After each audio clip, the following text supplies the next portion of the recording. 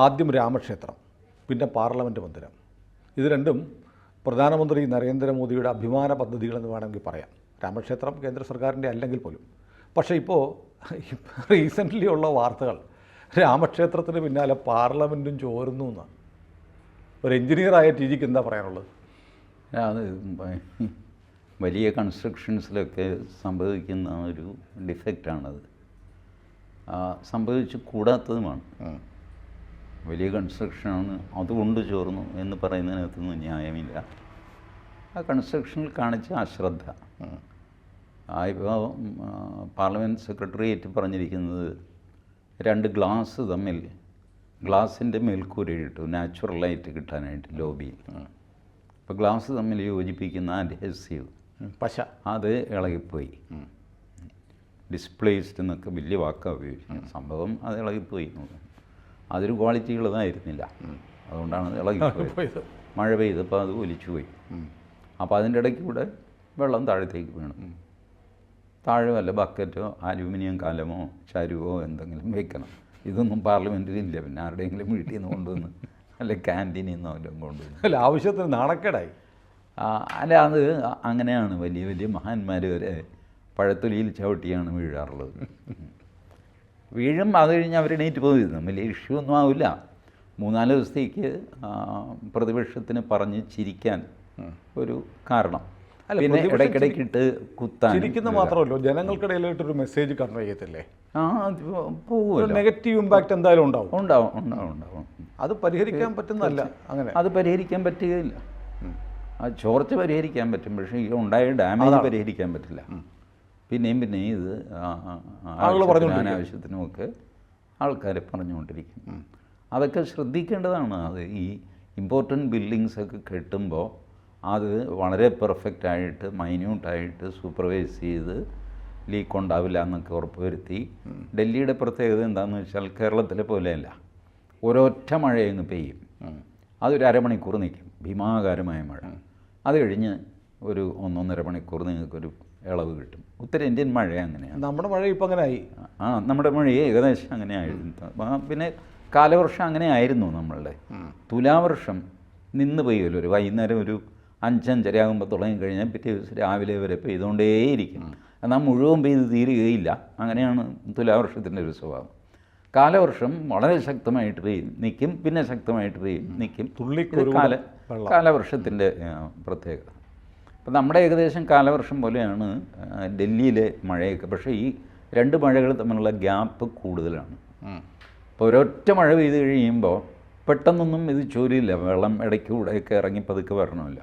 മഴയില്ലാത്ത സമയത്തായിരിക്കും ഈ ചോർച്ച തുടങ്ങുന്നത്. മഴയത്ത് തുടങ്ങിയ ചോർച്ചയാണ്, പക്ഷേ ആ വെള്ളം ഈ ഗ്യാപ്പിലൂടെയൊക്കെ കയറി താഴെ സമയമെടുക്കും. അപ്പോൾ മഴയൊന്നും ഇല്ലാത്ത സമയത്ത് ടപ്പ് ടപ്പ് എന്ന് പറഞ്ഞാൽ ഓരോ തുള്ളി വീഴാൻ തുടങ്ങും. ഇതൊക്കെ ഡൽഹിയിലെ ബിൽഡിങ്ങിൽ ഉണ്ടാകുന്ന കാര്യങ്ങളാണ്. പക്ഷേ അത് പാർലമെൻറ്റിലൊന്നും ഉണ്ടാവാൻ പാടില്ലാത്തതാണ്. അതൊരു പ്രശ്നം തന്നെയാണ്. അവർ ഇങ്ങനെ ഉണ്ടായ സ്ഥിതിക്ക് ഇനിയിപ്പോൾ ബാക്കി എവിടെയെങ്കിലും ചോർച്ചയുണ്ടോ എന്നൊക്കെ നോക്കാൻ ഏർപ്പാട് ചെയ്യുമായിരിക്കും. അല്ല, ഇതിപ്പോൾ ഈ സമീപകാലത്തെ ഞാനിപ്പോൾ ഇതുമായിട്ട് കണക്ട് ചെയ്യല്ല. നമ്മുടെ വന്ദേ ഭാരത് ട്രെയിൻ ആദ്യം വന്നപ്പോൾ അത് ചോരുന്നു എന്നുള്ള വാർത്ത അതവിടെ നിൽക്കട്ടെ. അത് എഞ്ചിനീയറിംഗ് നിർമ്മിതിയുമായി ബന്ധപ്പെട്ടല്ല, നിർമ്മാണത്തിൻ്റെ പ്രശ്നമാണ്. ഇപ്പോൾ ഈ ബീഹാറിൽ നമ്മൾ കേട്ടില്ലേ, ഏതാണ്ട് 15ഓളം പാലങ്ങളങ്ങ് പൊളിഞ്ഞു പോയി. അപ്പോൾ ഇപ്പോൾ നമ്മുടെ രാജ്യത്തെ എഞ്ചിനീയർമാർ, അപ്പോൾ ഞാനൊരു എഞ്ചിനീയറോടാണ് ചോദിക്കുന്നത്, രാഷ്ട്രീയ നിരീക്ഷകനോടല്ല.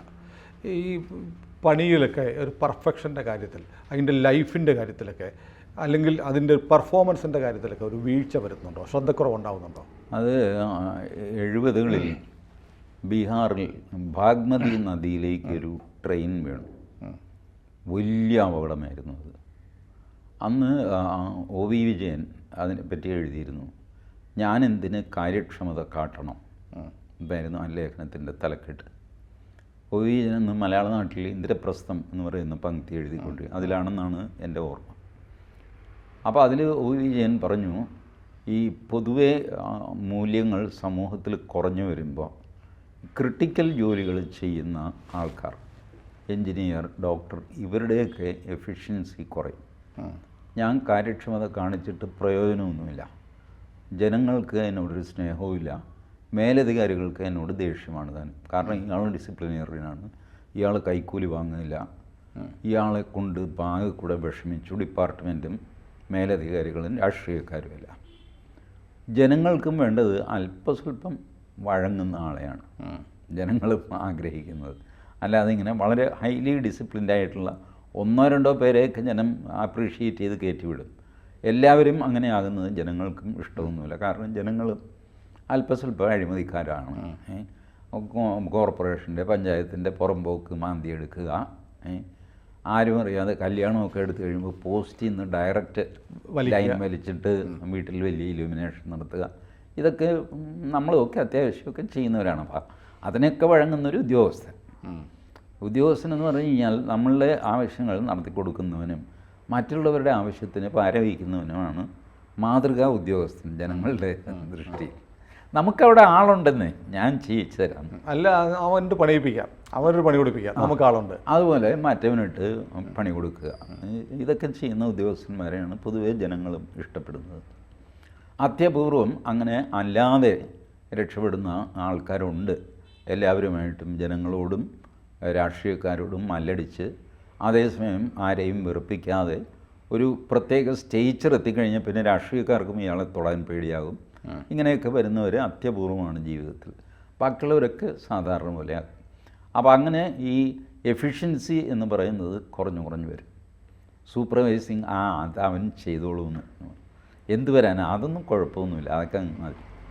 ചലേക എന്നുള്ള ഈ ഫോറിനേഴ്സൊക്കെ ഇന്ത്യയെ പറ്റി പറയുന്നത് നിങ്ങളുടെ ചലേക ആറ്റിറ്റ്യൂഡാണ് നിങ്ങളുടെ ദോഷത്തിന് കാരണം. ഒരാണി തറച്ചു കഴിഞ്ഞാൽ അത് മുഴുവൻ തറച്ച് അതിൻ്റെ മുട്ട് വരെ അകത്തേക്ക് കയറ്റില്ല. അത് ഏകദേശം ആയി കഴിയുമ്പോൾ ഒന്നുകിലും ഞാൻ പറയും അല്ലെങ്കിൽ സുനിൽ പറയും മതി എന്ന്, അത്രയും മതി. അപ്പോൾ ഇയാൾ ഒരെണ്ണം കൂടെ അടിക്കാൻ മതി നിന്നോളും. അത് മുഴുവനും അടിക്കാത്തത് ഒരു 2-3 അടി കൂടെ അടിച്ചാൽ കംപ്ലീറ്റ് ആണി അങ്ങ് കയറ്റില്ല. അപ്പോൾ ഫോറിനേഴ്സ് പറയും ചലേക എന്ന് പറയുന്നത് നിങ്ങളുടെ ഹിന്ദിയിൽ അങ്ങനെയാണ്, ചലേഗയാർ, ഇത് വെച്ച് നടന്നോളൂ എന്ന്. അങ്ങനെ വന്ന് സകല സ്ഥലത്തും ഈ ആറ്റിറ്റ്യൂഡ് വന്നു. ചലേക ഇതൊരു കേവലം ഒരു ചോർച്ചയുടെ പ്രശ്നം മാത്രമല്ല, ഒരു രാഷ്ട്രീയ വിഷയം കൂടിയാണ്. അതെ. അപ്പോൾ ഇതെനിക്ക് രാഷ്ട്രീയ വിഷയം ആക്കണമല്ലോ. അതാണ് രാഷ്ട്രീയ പാർട്ടികളുടെ ഉത്തരവാദിത്തമാണ്. ലാക്ക് ഓഫ് സൂപ്പർവിഷൻ എന്ന് പറയുന്ന ഒരു പ്രശ്നം, അത് ഒരു സോഷ്യൽ ഇഷ്യൂ ആണ്, പൊളിറ്റിക്കൽ ഇഷ്യൂ ആണ്. That will be main issue. Then government has to answer that. അല്ല, ഗവൺമെൻറ് ആൻസർ എക്സ്പ്ലെയിനിങ് ദാറ്റ്. അല്ല, ഞാൻ പറയുന്നത് ഇപ്പോൾ കഴിഞ്ഞ ഒരു 10 വർഷക്കാലം ഭരിച്ചൊരു സർക്കാർ 15ാമത് വർഷം പൂർത്തിയാക്കാനുള്ള യാത്ര തുടങ്ങിക്കഴിഞ്ഞിരിക്കുന്നു. അപ്പോൾ ഈ കഴിഞ്ഞ 10 വർഷം കേൾക്കാത്ത ഒരുപാട് പ്രശ്നങ്ങൾ ഇപ്പോൾ ഈ 3ാം ടൈമിൽ വരുന്നുണ്ട്. അല്ലെങ്കിൽ 10 വർഷം കവർ ചെയ്യപ്പെട്ട വിഷയങ്ങളായിരിക്കാം. ഇപ്പോൾ ഒരു സുപ്രഭാതത്തിൽ ഒരു വീഴ്ച അല്ലെങ്കിൽ അലംഭാവം ഉദ്യോഗസ്ഥരിൽ നിന്ന് ഇപ്പോൾ ഉണ്ടാവുന്നതായിരിക്കത്തില്ല. അപ്പോൾ അതെന്തായിരിക്കും ഒരു രാഷ്ട്രീയമായി കേന്ദ്ര സർക്കാരിൻ്റെ ഒരു ദൗർബല്യത്തിൻ്റെ സൂചനയാണോ? ഇല്ലില്ല, സർക്കാരിൻ്റെ ദൗർബല്യത്തിൻ്റെ സൂചനയല്ല. പ്രതിപക്ഷത്തിന് വേറെ പോയിൻറ്റ്സ് ഒന്നും ഇല്ല സർക്കാരിനെ പറ്റി പറയാൻ. പ്രതിപക്ഷത്തിൻ്റെ വിഷയദാരിദ്ര്യം കൂടെയാണിത്. അവിടെ 4 തുള്ളി വെള്ളം വീണു, രാമക്ഷേത്രത്തിൻ്റെ അവിടെ 4 തുള്ളി വെള്ളം വീണു, ഇതൊക്കെ ശരി, ഇത് ഇഷ്യൂ ആക്കാനാണെങ്കിൽ ആക്കാം. ബട്ട് ഇതല്ലാതെ വേറെ മേജർ ഇഷ്യൂസൊന്നും ഇല്ല. അതുകൊണ്ടാണ് ഇതുവരെ ഇല്ലാത്ത ഇഷ്യൂസൊക്കെ കുത്തിപ്പൊക്കി കൊണ്ടുവരുന്നത്. അല്ല, ഇത് ഒരിക്കലും ഇല്ലാത്ത കാര്യമല്ല. നമ്മുടെ തിരുവനന്തപുരത്ത് പുതിയ നിയമസഭാ മന്ദിരം വന്നപ്പോൾ അതിൻ്റെ മുകളിൽ ഒരുപാട് കാലം ടാർപ്പാളായിട്ട് കെട്ടി വെച്ചിരുന്നു. ശരി, ഇതൊക്കെ ഒരുപാട് സ്ഥലത്ത് സംഭവിക്കുന്നുണ്ട്. പക്ഷേ അത് പ്രശ്നമാകാത്തത് അതിലും വലിയ പ്രശ്നങ്ങൾ വേറെ ഉള്ളതുകൊണ്ടാണ്. ഇതങ്ങനെയല്ല. നരേന്ദ്രമോദിയെ പറ്റി പറയാൻ വേറെ ഒന്നുമില്ല. അപ്പോൾ പിന്നെ അല്ല, അത് പറയുമ്പോൾ വേറെ ഇല്ലാത്തതുകൊണ്ടല്ല രുചി. കാരണം സർക്കാരിൻ്റെ വലിയ പ്രൊജക്റ്റുകളിലൊന്നായിരുന്നു സ്വപ്ന പദ്ധതികളിലൊന്നായിരുന്നു പുതിയ പാർലമെൻറ്റ് മന്ദിരം. അതിനുണ്ടാവുന്ന ഓരോ ന്യൂനതകൾക്കും അതിന് ഈ വലിയ സ്ട്രക്ചറൽ ഡാമേജ് ഒന്നും ഉണ്ടായിട്ടില്ല. ഞാൻ പറയട്ടെ, കേരള ഹൈക്കോടതി സ്ട്രക്ചറലി സ്റ്റേബിൾ അല്ല. അതുകൊണ്ട് പുതിയ സ്ഥലം നോക്കിക്കൊണ്ടിരിക്കുകയാണ്. പക്ഷേ അത് വാർത്തയായോ? ഇല്ല. എല്ലാവർക്കും അറിയാം കേരള ഹൈക്കോടതി സ്ട്രക്ചറലി സ്റ്റേബിൾ അല്ല, അടിത്തറ തന്നെ സ്റ്റേബിൾ അല്ല. അത് സ്ട്രെങ്തൻ ചെയ്യാനുള്ള വർക്ക് കണ്ടിന്യൂസ് ആയിട്ട് നടന്നുകൊണ്ടിരിക്കുകയാണ് കഴിഞ്ഞ എത്രയോ മാസങ്ങളായിട്ട്. But it is not a news. അത് ഈ വാർത്താ ചാനലുകൾക്കും ഒക്കെ അതറിയാം ഏത് വാർത്തയാക്കണം ഏത് വാർത്തയാക്കരുതെന്നൊക്കെ അവർക്കും അറിയാം. അപ്പം അതുകൊണ്ടാണ് ഞാൻ പറഞ്ഞത് നരേന്ദ്രമോദിക്കെതിരെ നിങ്ങൾക്കൊരു മേജർ ഒരു അലിഗേഷനൊന്നുമില്ല, അപ്പോൾ പിന്നെ ഈ ചോർച്ച അത് ഇത് എന്നൊക്കെ പറഞ്ഞിട്ട് ബഹളം വയ്ക്കുക, അതങ്ങനെ ഫൈൻഡ് ഔട്ട് ന്യൂ ഇഷ്യൂസ്. പക്ഷേ മേജർ അലിഗേഷൻസ് ഇല്ലാതൊന്നുമില്ല. എന്താണ് അലിഗേഷൻ? ഇപ്പോൾ തന്നെ രാജ്യത്ത് ഇപ്പോൾ സർക്കാർ അധികാരത്തിലെത്തിയതിന് ശേഷം കാശ്മീർ നമ്മൾ കഴിഞ്ഞ 370 സ്ക്രാപ്പ് ചെയ്തതിന് ഇല്ല, ശേഷം ശരി ഇരിക്കട്ടെ, അത് പാർലമെൻറ്റിൽ റേസ് ചെയ്തോ? പാർലമെൻറ്റിൽ അതായിരുന്നു വിഷയം അല്ല, ജാതി ജനഗണനയായിരുന്നു വിഷയം. ഇതുവരെ ഇല്ലാത്ത പുതിയൊരു വിഷയം ജാതി ജനഗണന. എല്ലാവരുടെയും ജാതി ചോദിക്കുക. മുലായം അല്ല, ഇയാൾ അഖിലേഷ് യാദവ് ജാതി ചോദിക്കുന്നു, രാഹുൽ ഗാന്ധി പത്രക്കാരുടെ ജാതി ചോദിക്കുന്നു, നിങ്ങളുടെ കൂട്ടത്തിൽ എത്ര ദളിത്തുണ്ടെന്ന് ചോദിക്കുന്നു, എല്ലാവരും നിശബ്ദരായിരിക്കുന്നു. OBC എത്രയുണ്ടെന്ന് ചോദിക്കുന്നു, ഒരു ക്യാമറാമാൻ കൈവെക്കുന്നു. ക്യാമറാമാനെ അല്ലപ്പ, ഞാൻ ഈ കാറ്റഗറിയാണ് വെച്ചാൽ പത്രലേഖകരെയാണ്, ചാനൽ ലേഖകരെയാണ് ഉദ്ദേശിക്കുന്നതെന്ന് പറയുന്നു. ഇത് തന്നെയാണ് പ്രശ്നം എന്ന് പറയുന്നു. പാണ്ടാറടങ്ങാനായിട്ട് തിരിച്ച് ലോക്സഭയിൽ ഒരാൾ രാഹുൽ ഗാന്ധിയുടെ ജാതി ചോദിക്കുന്നു. ഓ, എന്നെ ജാതി ചോദിച്ച് അപമാനിച്ചു. ഇയാൾ നാട് നിങ്ങളെ ജാതി ചോദിച്ച് നടന്നവനാണ്. പാർലമെൻറ്റിൽ ഇങ്ങേരുടെ ജാതി ചോദിച്ചു കഴിഞ്ഞപ്പോൾ ബഹളമായി, ഞാൻ അപമാനിതനായി എന്നൊക്കെ പറഞ്ഞിട്ട് രാഹുലിന് എല്ലാവരും അപമാനിക്കാം അല്ലേ? അപ്പോൾ രാഹുലിന് ജാതി ചോദിക്കാൻ രാഹുലിൻ്റെ ജാതി ചോദിക്കരുത്, രാഹുലിന് മതം പറയാം, രാഹുലിൻ്റെ മതം പറയരുത്, രാഹുലിന് പൗരത്വം ചോദിക്കാം, രാഹുലിൻ്റെ പൗരത്വം ആരും ചോദിക്കുന്നില്ല, ആരും ചോദിക്കുകയുമില്ല. എന്ത് വൈകിട്ടെ അപ്പോൾ ന്യൂ ഇഷ്യൂസൊക്കെയാണ് ഈ തപ്പിപ്പിടിച്ച് കൊണ്ടുവരുന്നത്.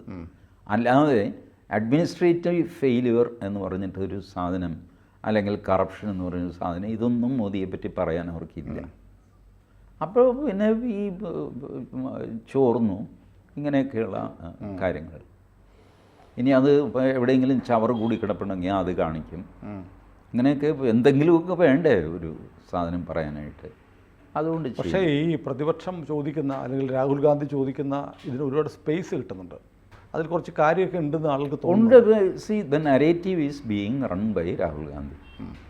അത് സമർത്ഥമായിട്ട് കൗണ്ടർ ചെയ്യാൻ ഇപ്പുറത്ത് കഴിയുന്നുമില്ല. ദുർബലമായ ഒരു കൗണ്ടറാണ് ഈ പറഞ്ഞ ഇയാൾ, എന്താ അയാളുടെ പേര്, Anurag Thakur. Is A small fry in BJP. അയാളുടെ പ്രസംഗം പ്രധാനമന്ത്രി ഷെയർ ചെയ്യരുതായിരുന്നു എന്നുള്ള അഭിപ്രായക്കാരനാണ് ഞാൻ. ആരാണ് അനുരാഗ് ഠാക്കൂർ? സുഖിമാനായ ഒരു മന്ത്രിയാണ്. അനുരാഗ് ഠാക്കൂർ നേരത്തെ കഴിഞ്ഞ മന്ത്രിസഭയിൽ IB മിനിസ്റ്ററായിരുന്നു. ഇപ്പോൾ ആര് IB എന്ന് എനിക്കറിയില്ല. ഇദ്ദേഹം സെൻട്രൽ ബോർഡ് ഓഫ് ഫിലിം സർട്ടിഫിക്കേഷൻ്റെ ചെയർമാനായിട്ട് വെച്ചിരിക്കുന്നത് ഈ ബോളിവുഡിലെ ഒരു അർബൻ നക്സലിനെയാണ്. അയാൾ അവിടെ ഇരുന്നുകൊണ്ട് പ്രോ ഹിന്ദു ആയിട്ടുള്ള സകല സിനിമയ്ക്കും സർട്ടിഫിക്കറ്റ് കൊടുക്കാതെ ശ്വാസം മുട്ടിക്കുകയാണ്. പലരും കേരളത്തിലെ നമ്മളുടെ അലി അക്ബർ എന്ന രാമസിംഹൻ പുഴ മുതൽ പുഴ വരെ എന്നുള്ള സിനിമയുമായിട്ട് ഇനി നടത്താൻ യുദ്ധമൊന്നും ബാക്കിയില്ല. ഹൈക്കോടതി പോയി വിധി സമ്പാദിച്ചു. എന്നിട്ട് സർട്ടിഫിക്കറ്റ് കൊടുക്കാതെ അങ്ങേര് പറഞ്ഞു, ഞാനിനി CBFCയുടെ ട്രിവാൻഡ്രം ഇതിൽ വന്നിട്ട് സത്യാഗ്രഹം ഇരിക്കും എന്നൊക്കെ പറഞ്ഞ് മെയിൽ കൊടുത്തു, പ്രധാനമന്ത്രിക്ക് മെയിൽ കൊടുത്തു. അപ്പോഴാണ് സർട്ടിഫിക്കറ്റ് കിട്ടുന്നത്. ഹൈക്കോടതി പറഞ്ഞിട്ടും കൊടുത്തില്ല. വേണമെങ്കിൽ കോർട്ട് ലക്ഷ്യത്തിന് പോകാം, അതിന് പകരം രാമസിംഹൻ ഈ മാർഗം ഉപയോഗിച്ചു എന്നേ ഉള്ളൂ. അതിൽ അവർ വഴങ്ങിയില്ലെങ്കിൽ കോർട്ട് ലക്ഷ്യത്തിന് പോവുക മാർഗമുള്ളൂ. ഇങ്ങനെ പ്രോ ഹിന്ദു സിനിമകളെ മുഴുവൻ ഹരാസ് ചെയ്തുകൊണ്ടിരിക്കുകയാണ് CBFC ത്രൂ ഔട്ട് കഴിഞ്ഞ എത്രയോ നാളുകളായിട്ട്. അതിൻ്റെ തലപ്പത്തിരുന്നത് അനുരാഗ് ഠാക്കൂറാണ്. ഈ പുഴ മുതൽ പുഴ വരേക്ക് സർട്ടിഫിക്കറ്റ് കൊടുക്കാതെ ആയപ്പോൾ അനുരാഗ് ഠാക്കൂറിനെ ടാഗ് ചെയ്ത് ഞാൻ എത്രയോ ട്വീറ്റുകൾ ഇട്ടു, വലിയ ക്യാമ്പയിൻ തന്നെ നടത്തി. മൈൻഡ് ചെയ്തില്ല അനുരാഗ് ഠാക്കൂർ. അങ്ങനെ സുഖമായിട്ട് അങ്ങനെ അങ്ങ് ജീവിക്കുകയാണ്. He was always catering to the different character. ഇദ്ദേഹം ഹീറോ ആയത് എപ്പോഴാണെന്നറിയാമോ? ദേശ് കെ ഗദ്ദാറോ കോ എന്ന് പറയുന്നു സ്റ്റേജിൽ നിന്നുകൊണ്ട്, ഗോലി മാറോ സാലോ കോ എന്ന് പറഞ്ഞ് സദസ്സിൽ നിന്ന് മറുപടി വരുന്നു. അതിൻ്റെ പേരിൽ അനുരാഗ് ഠാക്കൂറിൻ്റെ പേരിൽ കേസ് എടുക്കുന്നു. അനുരാഗ് ഠാക്കൂർ ഹീറോയാകുന്നു. കേസ് വന്നു കഴിഞ്ഞപ്പോൾ എന്താ, അനുരാഗ് ഠാക്കൂർ ഇത് പറഞ്ഞിട്ടില്ല, ദേശ് കെ ഗദ്ദാറോ കോ ഇത്രേ പറഞ്ഞിട്ടുള്ളൂ. ബാക്കി ആക്രോശം സദസ്സിൽ നിന്നാണ് വന്നത്. അതിന് അനുരാഗ് ഠാക്കൂർ ഉത്തരവാദിയല്ല. ബട്ട് ഇത് പൂരിപ്പിക്കാനാണ് അനുരാഗ് ഠാക്കൂർ ആവശ്യപ്പെട്ടത്. ഇങ്ങനത്തെ കളികൾ കളിച്ചിട്ട് അങ്ങനെയൊക്കെ ഇത് രണ്ടും അറിയാം. ഇപ്പുറത്ത് കളിക്കുക, എന്നിട്ട് ചെയ്യുമ്പോൾ നേരെ തിരിച്ച് ചെയ്യുക. അനുരാഗ് ഠാക്കൂറിന് ഈ എൻ്റെ അഭിപ്രായത്തിൽ ഇന്ത്യയിലെ ക്ഷേത്രങ്ങൾ മുഴുവൻ അനുരാഗ് ഠാക്കൂറിൻ്റെ ഡയറക്റ്റ് ഭരണത്തിന് കീഴിൽ കൊണ്ടുവരണം. ഒരാഴ്ച മതിയാവും ഇതെല്ലാം കൂടെ പൂട്ടിക്കെട്ടുക മനുഷ്യൻ. സൂപ്പർ ഹിന്ദു ദ്രോഹിയാണ് അനുരാഗ്. 5-ാം പത്തിയാണോ? സംശയം എന്താ? 5-ാം പത്തിയോ 6-ാം പത്തിയോ എന്നുള്ള പ്രയോഗമൊന്നും ഞാൻ നടത്തുന്നില്ല. But he has no commitment towards his society. സുഖിമാനായിട്ട് എന്തോ രാജകുടുംബം അങ്ങനെ എന്തോ ആണ്, വലിയ ആളാണ് അവിടുത്തെ. ബോൺ റിച്ചാണ്, അത് കൂടാതെ ഇഷ്ടം പോലെ പൈസ, ഇങ്ങനെയൊക്കെ നടക്കുന്ന ഒരു ചെറുപ്പക്കാരനാണ് ജീവിതം ആസ്വദിച്ചത്. അയാൾ ഒരു പ്രസംഗം എഴുതി തയ്യാറാക്കിയിട്ട് അയാളേക്കാൾ ഭംഗിയായിട്ട് നിർഭാഗ്യവശാൽ അങ്ങേര് രാജ്യസഭയിലാണ്, നമ്മളുടെ സുധാംശു ത്രിവേദി. കുറെ കൂടെ ഭംഗിയായിട്ട് രാഹുൽ ഗാന്ധിക്ക് മറുപടി കൊടുക്കുമായിരുന്നു. ബട്ട് ഇതൊക്കെ വാക്കുകൾ കൊണ്ടുള്ള കളി മാത്രമാണ്. പ്രവൃത്തിയിൽ ഇതൊന്നും ഉണ്ടാവില്ല. കുറഞ്ഞ പക്ഷം അനുരാഗ് ഠാക്കൂറിൽ നിന്ന് ഞാൻ യാതൊന്നും പ്രതീക്ഷിക്കുന്നില്ല, ഒന്നും പ്രതീക്ഷിക്കുന്നില്ല. അദ്ദേഹം CBFCയിൽ വെച്ചിരിക്കുന്ന ആൾക്കാരും ഒക്കെ അതുപോലെയാണ്. CBFCയിൽ ഫോഴ്സ് ചെയ്ത് 3-4 പേരെ വെപ്പിച്ചു അനുരാഗ് ഠാക്കൂറിനെ കൊണ്ട്, പ്രോ ഹിന്ദുവായിട്ടുള്ളവർ. പക്ഷേ ഇവർ ചെയ്യുന്നത് ഒരു സിനിമ സെൻസർ ചെയ്യാനായിട്ട് ഒരു കമ്മിറ്റിയെ വയ്ക്കും. മൊത്തം CBFC ഇരുന്നല്ല ഒരു സിനിമ നോക്കുന്നത്. സിനിമ അതിനകത്ത് ഇവർ ചൂസ് ചെയ്ത ആൾക്കാരാണ്. ഈ രാമസിംഹൻ്റെ സിനിമയ്ക്ക് സംഭവിച്ചത് അതാണ്. ഈ സിനിമ റീജിയണൽ CBFCയുടെ റീജിയണൽ ഓഫീസുണ്ട് തിരുവനന്തപുരം, ചെന്നൈ, മുംബൈ, ഹൈദരാബാദ്, ഇങ്ങനെ പല സ്ഥലത്താണ്. അപ്പോൾ അതാത് ഭാഷയിലെ ചിത്രങ്ങൾ അവിടെയാണ് കൊടുക്കുന്നത്. തിരുവനന്തപുരത്ത് ഒരു കമ്മിറ്റി ഉണ്ടാക്കി, ഇടതുപക്ഷത്തിന് മുൻകൈയുള്ള കമ്മിറ്റി. ആ കമ്മിറ്റി ഈ സിനിമയെ ഏതായാലും പാസ്സാക്കാൻ പോകുന്നില്ല. അതിൽ ടൈ ആയി എന്നാണ് എൻ്റെ ഓർമ്മ. ഈക്വലായി വോട്ട്, ഈക്വൽ വോട്ടായി കഴിഞ്ഞപ്പോൾ അതിൻ്റെ മാനേജറോ ഡയറക്ടറോ എന്തോ പോസ്റ്റ്, ആ സ്ത്രീക്ക് അതിലൊരു സേ വന്നു. അവരെടുത്തിട്ട് ഹെഡ് ക്വാർട്ടേഴ്സിലേക്ക് മുംബൈക്ക് റെഫർ ചെയ്യുന്നു. മുംബൈയിൽ ചെന്നപ്പോൾ കറക്റ്റ് ഇവരുടെ കയ്യിൽ ചെന്ന് വീണു. അങ്ങനെ കളിച്ചുകൊണ്ടിരുന്നു. അല്ല, ഈ കേന്ദ്രമന്ത്രി അനുരാഗ് ഠാക്കൂറിൻ്റെ താല്പര്യങ്ങൾ എന്താ? അപ്പോൾ ഹിന്ദു വിരുദ്ധനാണ്. ഹിന്ദു വിരുദ്ധനോ? ഈ സിനിമ എത്ര പ്രോ ഹിന്ദു സിനിമകൾ കോടതിയിൽ പോയിട്ടാണ് ഇറങ്ങിയിരിക്കുന്നത്. ഒരൊറ്റ എണ്ണത്തിന് നേരെ സർട്ടിഫിക്കറ്റ് കൊടുത്തിട്ടില്ല. എല്ലാവരും കോടതിയിൽ പോയി ഫൈറ്റ് ചെയ്ത് പിടിച്ച് അതിനകത്ത് ഉള്ള അല്ലാഹു മാറ്റ്, ഇതിനകത്തുനിന്ന് മുഹമ്മദ് എന്നുള്ള പേര് മാറ്റ് എന്നൊക്കെ പറഞ്ഞു. കഴിഞ്ഞ ആഴ്ചയും കൂടെ ബോംബെ ഹൈക്കോടതി പറഞ്ഞു, ഒരു കാര്യം ചെയ്യപ്പോൾ പണ്ടാരണം ഇങ്ങനെയായിട്ട് ഇങ്ങനെ കേസുകൾ വന്നുകൊണ്ടിരിക്കുന്നു, നിങ്ങളൊരു കാര്യം ചെയ്യുക, ആ പോർഷൻ മാറ്റ്. എന്താ മുസ്ലിങ്ങൾക്ക് ക്ഷീണമുണ്ടാക്കുന്ന എന്തോ സാധനം ഉണ്ടായിരുന്നു, അത് മൊത്തം എടുത്ത് മാറ്റിയിട്ട് അയാൾക്ക് സിനിമ റിലീസ് ചെയ്യേണ്ടി വന്നു. ഈ പ്രശ്നമില്ലാതെ പോയ ഏക സിനിമ കാശ്മീർ ഫയൽസാണ്. കാശ്മീർ ഫയൽസിൽ വിവേക് അഗ്നിഹോത്രി കളിച്ച കളി എന്താണെന്ന് അറിയാം. വിവേക് അഗ്നിഹോത്രിക്ക് അറിയാം ഈ കബാളാണ് CBFCയിലിരിക്കുന്നത്, അതിൻ്റെ തലപ്പത്തിരിക്കുന്നത് അനുരാഗ് ഠാക്കൂറാണ്. ഈ കാശ്മീർ ഫയൽസ് പുറത്തിറങ്ങാൻ പോകുന്നില്ല. അതുകൊണ്ട് വിവേക് അഗ്നിഹോത്രി കാശ്മീർ ഫയൽസ് അമേരിക്കയിലും ജർമ്മനിയിലും ഫ്രാൻസിലും റിലീസ് ചെയ്തു. അവിടെ ഈ സംവിധാനം ഇല്ല. CBFCയിൽ നിങ്ങളൊരു സിനിമ ഉണ്ടാക്കുക, നിങ്ങൾ പ്രദർശിപ്പിക്കുക, ഫൈൻഡ് ഔട്ട് യുവർ ഡിസ്ട്രിബ്യൂട്ടർ എന്താണെന്ന് വെച്ചാൽ ചെയ്തിട്ട് നിങ്ങൾ കാണിച്ചോ. കാണിച്ച് അതേ ചൊല്ലി ബഹളമൊക്കെ വയ്ക്കുകയാണെങ്കിൽ മാത്രമേ ലോ ആൻഡ് ഓർഡർ മെഷീനറി അതിനകത്ത് ഇടപെടുകയുള്ളൂ, അല്ലെങ്കിൽ ആ സിനിമ അങ്ങ് പോകും. ഇതാണ് അവിടുത്തെ സിസ്റ്റം. അവിടെ റിലീസ് ചെയ്തു, അവിടുത്തെ വലിയ ജേർണലിസ്റ്റുകളെ കണ്ട് അവരെ കൊണ്ട് റിവ്യൂ ചെയ്യിച്ചു. പോസിറ്റീവും നെഗറ്റീവുമായ റിവ്യൂ. ഇന്ന റിവ്യൂ എഴുതണമെന്നല്ല അയാളുടെ ആവശ്യം, ബട്ട് ചേട്ടന് ഇതിനെപ്പറ്റി അഭിപ്രായം എഴുതണം. ഒരുപാട് പേര് നല്ലതും ചീത്തമായ അഭിപ്രായം എഴുതി. വാഷിങ്ടൺ പോസ്റ്റിൽ അവിടെ ഇവിടെയൊക്കെ വന്നു. സംഗതി ചൂടായി. ഇനി ആ സിനിമയിൽ കൈവച്ച് കഴിഞ്ഞാൽ പ്രശ്നമാകും. അതുകൊണ്ട് അത് കഴിഞ്ഞിട്ടാണ് Indian CBFC central board of film സർട്ടിഫിക്കേഷനിൽ വിവേക് അഗ്നിഹോത്രി കൊണ്ടുപോയി കൊടുക്കുന്നത്. ഒരു കട്ടുമില്ലാതെ ആ സിനിമ പുറത്തിറങ്ങിയിട്ട് റിലീസാകുന്നത്. പിന്നെ നരേന്ദ്രമോദി ഒരിക്കൽ ഒരു പരാമർശം കൂടെ നടത്തി. നരേന്ദ്രമോദി എന്തെങ്കിലും പറഞ്ഞു കഴിഞ്ഞാൽ അനുരാഗ് ഠാക്കൂർ അപ്പം കീഴടങ്ങും. കാരണം ജീവിച്ചു പോകണ്ടേ ഇതിൻ്റെ നടക്കും. This is Anurag Thakur and the reply he has given is an entirely different thing. അത് കഴിഞ്ഞിട്ട് ഫോൺ ചെയ്ത് രാഹുൽ ഗാന്ധിയോട് പറയും, സാബ് मैं कुछ बोला था देखिए मैं बीजेपी में हूँ बोलना पड़ता है. हाँ ठीक है समझ गया. അല്ലെങ്കിൽ he is a small fry, why should he reply to Rahul Gandhi? ചുമതലപ്പെടുത്തിയതായിരിക്കാം ചിലപ്പോൾ. ചുമതലപ്പെടുത്തിയതായിരിക്കാം, അല്ലെങ്കിൽ രാഹുൽ ഗാന്ധി താൻ ഇത്രേ ഉള്ളൂ എന്ന് മനസ്സിലാക്കിക്കാൻ വേണ്ടി ചെയ്തായിരിക്കാം. എന്തുമായിക്കോട്ടെ, I don't believe this man Anurag Thakur.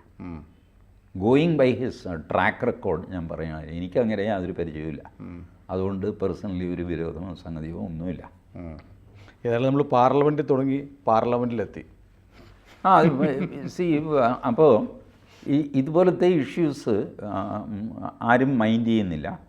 Of course ഇതിനൊക്കെയുള്ള മറുപടി എന്താണെന്ന് വെച്ച് കഴിഞ്ഞാൽ അത് സംഭവിക്കും, വരാനുള്ളത് വഴിയിൽ തങ്ങുമൊന്നുമില്ല. ഇതൊക്കെ ചെയ്തിട്ട് ഞാനൊന്നും ചെയ്തില്ല എന്നുള്ള മട്ടിൽ നടക്കുക, തിരിഞ്ഞ് കോൺഗ്രസിനെതിരെ നല്ലൊരു പ്രസംഗം ഞാൻ ചെയ്തില്ല എന്ന് പറയുക. Good, let him play hits politics, but it will have its consequences. ഇപ്പോൾ സംഭവിക്കുന്നത് ഈ ഒരു ചാൻസ്, 4 തുള്ളി വെള്ളം വീണ ഒരു ചാൻസ് പ്രതിപക്ഷം ഉപയോഗിക്കുന്നു. ഭരണകക്ഷിക്കൊന്നും പറയാനും പറ്റുന്നില്ല, കാരണം ചോർച്ച ഒളിച്ചു വയ്ക്കാൻ പറ്റില്ല. ബട്ട് ഇതൊക്കെ കൺസ്ട്രക്ഷൻ്റെ സമയത്ത് വളരെ ശ്രദ്ധിക്കേണ്ട കാര്യങ്ങളാണ്. ഇതിലൊക്കെ പ്രശ്നം ഉണ്ടായിക്കഴിഞ്ഞാൽ അത് പൊളിറ്റിക്സ് ആകും എന്ന് മനസ്സിലാക്കേണ്ടതാണ്. അങ്ങനെ ഒരു മനസ്സിലാക്കൽ ഉണ്ടായില്ല എന്നാണ് ഞാൻ. വീഴ്ച ചോർച്ചയുടേതായാലും അനുരാഗ് ഠാക്കൂറിൻ്റെ ചോർച്ചയാണേലും പരിഹരിക്കേണ്ടതാണ്. ഈ ചോർച്ച പരിഹരിക്കും. അനുരാഗ് ഠാക്കൂറിൻ്റെ ചോർച്ച പരിഹരിക്കും എന്ന് എനിക്ക് തോന്നുന്നില്ല. ബിക്കോസ് ഹീസ് എന്താ ആ ഗാങ്ങിൻ്റെ കൂടെയാണ്. ബിഗ് ഷോട്ടൊന്നുമല്ല, ബട്ട് ബിഗ് ടൂളാണ്. നോക്കാം, നമുക്ക് കാത്തിരിക്കാം. കൂടുതൽ വാർത്തകളും വിശേഷങ്ങളും നിങ്ങളിലേക്ക് എത്താൻ ABC മലയാളം സബ്സ്ക്രൈബ് ചെയ്യുക, ബെൽ ബട്ടണും അമർത്തുക.